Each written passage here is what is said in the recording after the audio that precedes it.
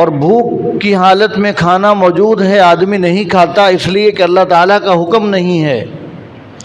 تو جیسے رمضان کے اندر حلال اور اپنی پسندیدہ چیزوں کو چھوڑا اس لیے کہ اللہ تعالیٰ کا حکم نہیں ہے کہ ہم روزے کی حالت میں کھائیں، تو اللہ تبارک و تعالیٰ نے رمضان کے اندر ہماری یہ مشق کروا دی کہ دیکھو جس طرح تم نے حلال چیزوں کو چھوڑا تو ویسے ہی اب رمضان گزر گیا، اب تمہیں چاہیے کہ تم حرام چیزوں کو بھی چھوڑ دو۔ صرف اللہ تبارک و تعالیٰ کا حکم سمجھتے ہوئے کہ حرام چیزوں کے قریب جانا اللہ تعالیٰ کا حکم نہیں ہے، لہٰذا ہم حرام چیزوں کے قریب نہیں جائیں گے۔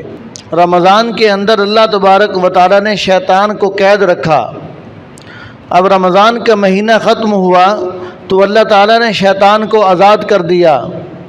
تو اب شیطان کی اور ہماری جنگ ہے۔ شیطان کی کوشش یہ ہے کہ میں نے ان مسلمانوں کو جہنم کی طرف لے کر جانا ہے، وہ ہم سے غلط اعمال کروائے گا اور کوشش کرے گا کہ ان کو غلط اعمال جو ہیں وہ خوبصورت بنا کر ان کے سامنے پیش کروں۔ اس لیے کافروں سے شیطان کو خطرہ نہیں ہے۔ کافروں کے بارے میں تو شیطان کو پتہ ہے کہ یہ تو میرے ہی ہیں، یہ تو جہنم میں ہی جانے والے ہیں۔ اگر شیطان کو خطرہ ہے تو اس کو صرف مسلمانوں سے خطرہ ہے۔ کافروں سے زیادہ یہ خطرہ ہے کہ یہ کہیں مسلمان نہ ہو جائیں، اور مسلمانوں سے ہر وقت اس کو خطرہ رہتا ہے کہ کہیں یہ نیک اعمال کے قریب نہ آ جائیں اور کہیں یہ گناہوں سے بچنے والے نہ بن جائیں۔ تو اس لیے ہمیں چاہیے کہ ہم شیطان کی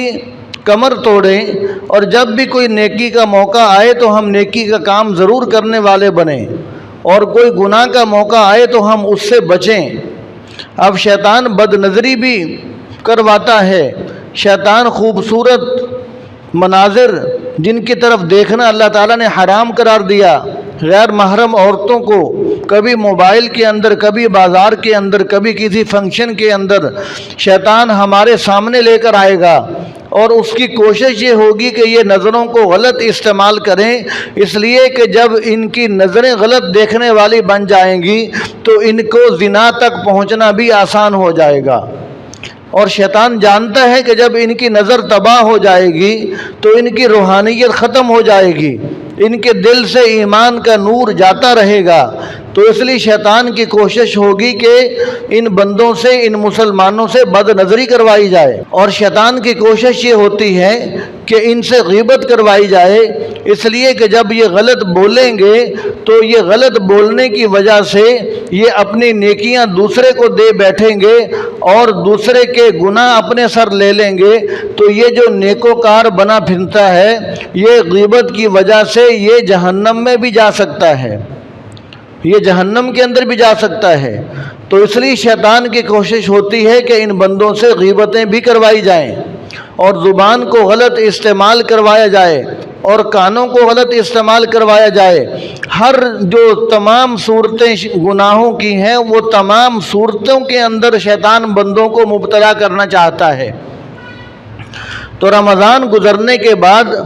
ہماری مثال ایسے ہی ہے کہ جیسے ایک سفید کپڑا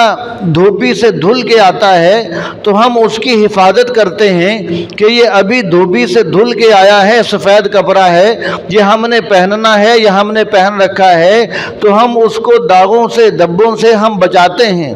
ہم اس کی حفاظت کرتے ہیں۔ تو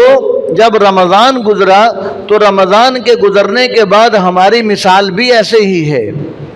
ایک مسلمان جس نے روزے رکھے ہیں، جس نے تراویح پڑھی ہے، جس نے نمازوں کا اہتمام کیا ہے، جس نے اللہ تعالیٰ کے سامنے توبہ اور استغفار کی ہے، اللہ تعالیٰ سے اپنے گناہوں کی معافی مانگی ہے، تو اس کی مثال ایسے ہی ہے کہ جیسے بالکل سفید کپڑا ہے، اس کا دل صاف شفاف ہو چکا ہے۔ تو اب شیطان کی کوشش یہ ہوگی کہ اس سفید دل کو میں پھر آہستہ آہستہ سیاہ کر دوں۔ تو جس طرح دھوبی سے دھلے ہوئے کپڑے کی ہم حفاظت کرتے ہیں کہ ہمارا سفید سوٹ کہیں خراب نہ ہو جائے، تو ویسے ہی رمضان گزرنے کے بعد ہمیں اپنے دل کی بھی فکر کرنی چاہیے،